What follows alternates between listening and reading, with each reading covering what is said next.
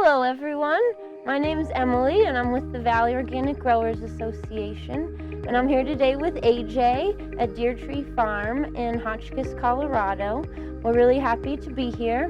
The garden's still looking beautiful out here, and we're gonna talk about some things with AJ today, how he likes to preserve the harvest, and we're gonna get to know Deertree Farm.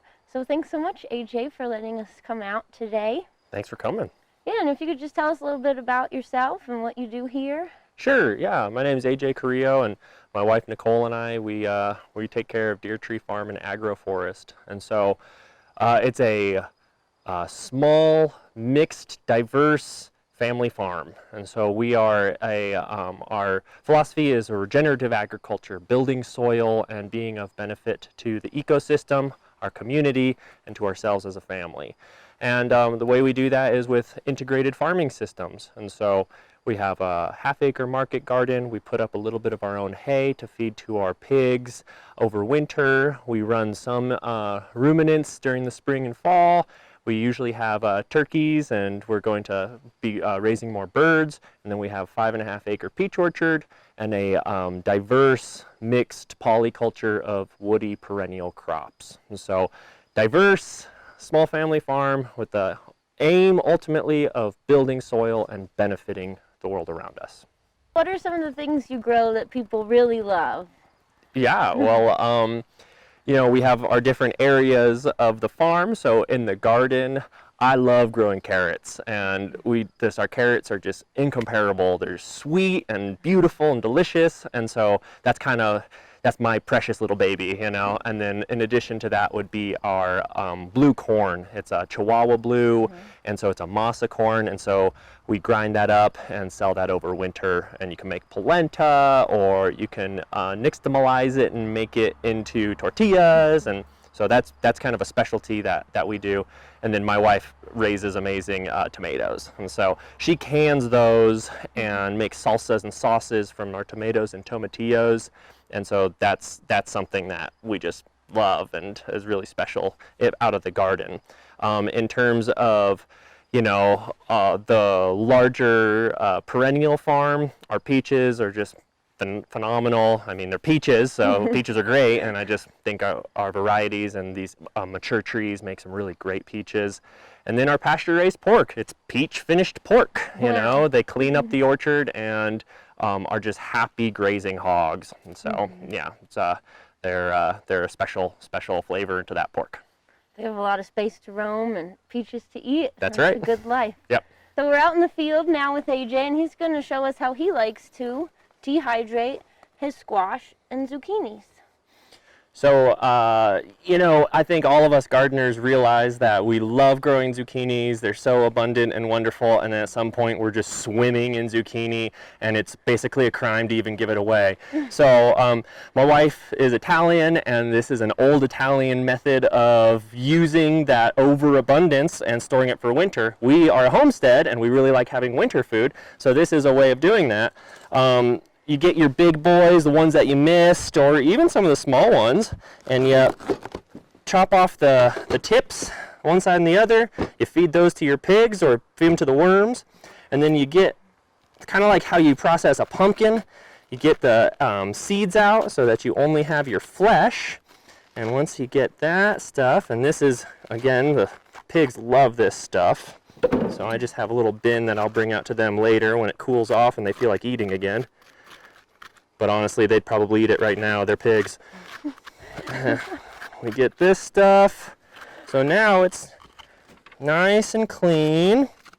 And then really, since we're sun drying it, we don't need to have them be too crazy thin. About 1/4 to 1/2 inch, like that. It's super simple. My wife does all the complex stuff. I do the easy stuff. She's the real master preserver, but this is kind of fun for me to give her. These are great for soups and stews. They kind of rehydrate in the winter time. So you get a, you know, like that, and then we take them over. I just set up this little screen table so that they're getting full sun and real nice airflow all throughout. And you can see how I can do it with pretty much any type of my zucchini. I have my patty pans, long ones, everything like that. Real easy. And how long do you let it sit there then in the sun? You know, out in the sun, you're just getting the bulk of the dehydration done, so 2 full days will get you pretty close, and then we'll finish them overnight in a dehydrator or in the dehydrate setting on your oven, just to get it so that they're not gonna mold. And then what we'll probably end up doing is putting them in a paper bag for the rest of the month. And then before, you know, when we're cleaning everything up for winter storage proper, we'll put them in you know, half-gallon jars, sealing them up, put them on the shelf of the pantry, and then when it's time to, you know, make our stews and our stocks and things like that, we can just put a handful in like that, maybe with some dried mushrooms, things like that. Wow, that sounds delicious. It's great, and they're also pretty good as chips too. A little bit of salt on them, they're got a nice umami to them. Oh, nice. Yeah. The dehydrated squash is really great for a number of reasons. Energy efficiency. You want to talk about some energy saving things you're doing by dehydrating these squash? Oh, you bet. I mean, when it's really hot during the summer, the last thing I want to do is heat up the kitchen or heat up the house. So, you know, we're doing this outside. The reason I said you dehydrate overnight is so that it's nice and cool while the oven or the dehydrator is on. The other thing is that you're not taking up valuable freezer space. You know, we have a bunch of meat that needs that freezer space.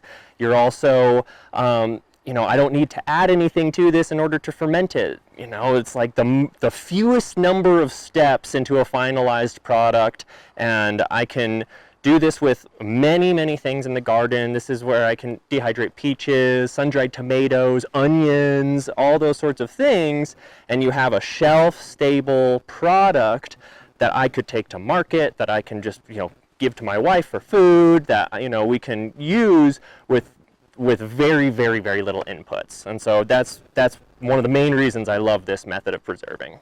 That's so cool.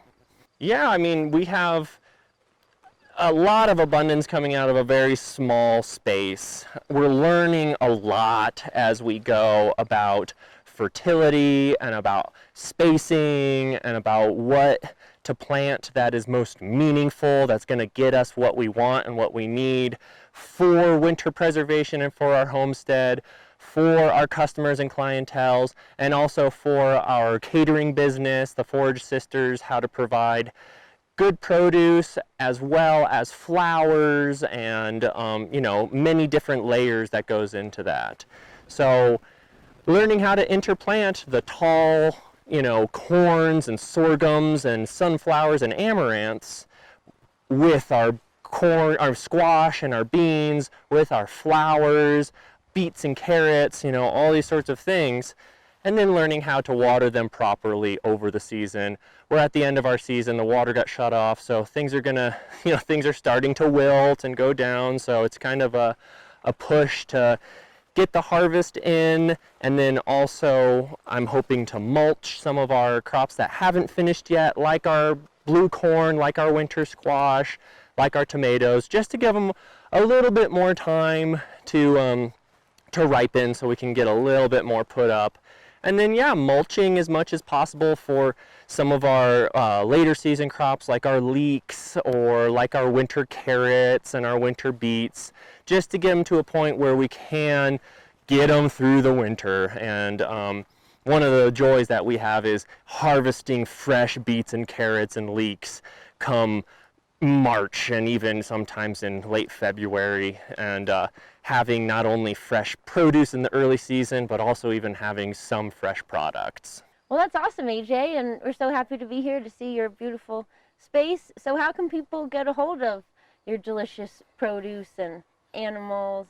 And Awesome. yeah. Well, thanks. Yeah, I mean, right now it's mainly direct through our email list, and you can join our email list at deertree.farm. And so you can just sign up for our pop-up on that way. You can email us directly about our meat shares and about our produce and our fruit.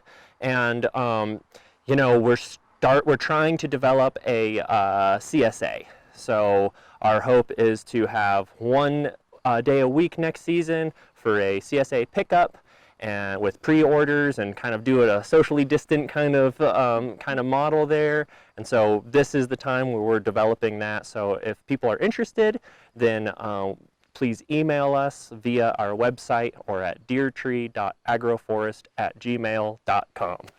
Great. Well, thanks, AJ. And then occasionally you go to the Front Range as well to deliver produce and meat, right? Exactly. Yeah, we do a couple of big runs about 6 times a year, and that's all through our email list as well. And we bring our peaches and meat shares, produce, and we also bring other goods from around the valley.